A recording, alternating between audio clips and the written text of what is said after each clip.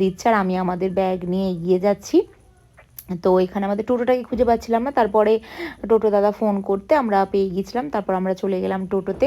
তো আমরা যেখানে খেতে গিয়েছিলাম সিরিয়াসলি বলছি এত ভালো খাওয়া দাওয়া হয়েছে ওখানে, মানে খুবই সুন্দর খাওয়া দাওয়া হয়েছে। তবে হ্যাঁ একটা জিনিস বলি, যখনই তোমরা ওই মেলার সময় যাবে তখন কিন্তু যে হোটেলগুলো আমাদের 1500 বা 1700 এরকম করে নিয়েছে সেগুলো কিন্তু 3000 হয়ে যাবে। খাওয়া দাওয়াও অনেক বেশ এক্সপেন্সিভ ছিল। আর যখন তোমরা মেলার সময় যাবে তখন দামটাও ঠিক সেই রকমই থাকবে, বুঝতেই পারছো। তো আমরা এখানে চলে এসেছি এখন খেতে। এটা আমরা এসেছি সোনাঝুরি বাগানবাড়ি তে খেতে এসেছি। এখানে অনেকের মুখ থেকেই শুনেছিলাম এখানকার মানে থালিগুলো খুব ভালো হয় খেতে, খাবারগুলো খুবই ভালো। তো সেই জন্য আমরা এই সোনাঝুরি বাগানবাড়িতে আমরা খেতে এসেছি। এখানে তোমরা চাইলে স্টেও করতে পারো, বাট আমরা এখানে স্টে করিনি।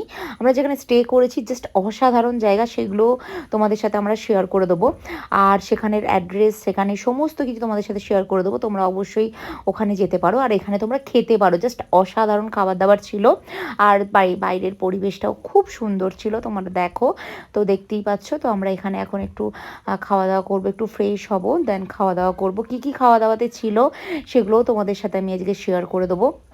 তোমরা অনেকেই বলছিলে যে দিদি সোনাঝুরি হাটের ব্লগ দাও, যখনই তোমরা আমার ছবিগুলো দেখেছো। তো আমি সেইগুলো সোনাঝুরি হাটের সমস্ত কিছু তোমাদের সাথে আমি শেয়ার করব, ঠিক আছে?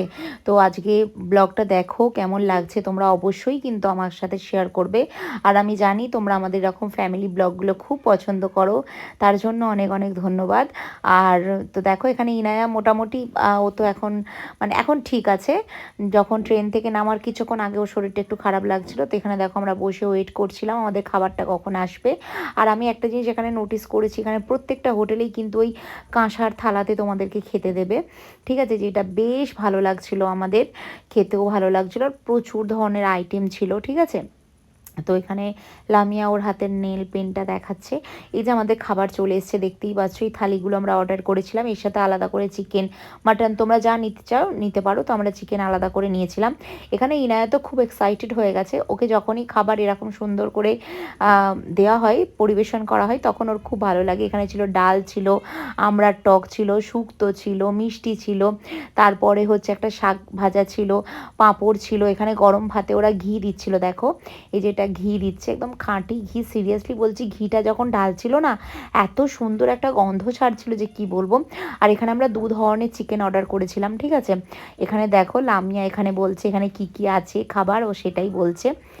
ভাত আছে, বেগুন ভাজা আছে, এটা কিছু শাক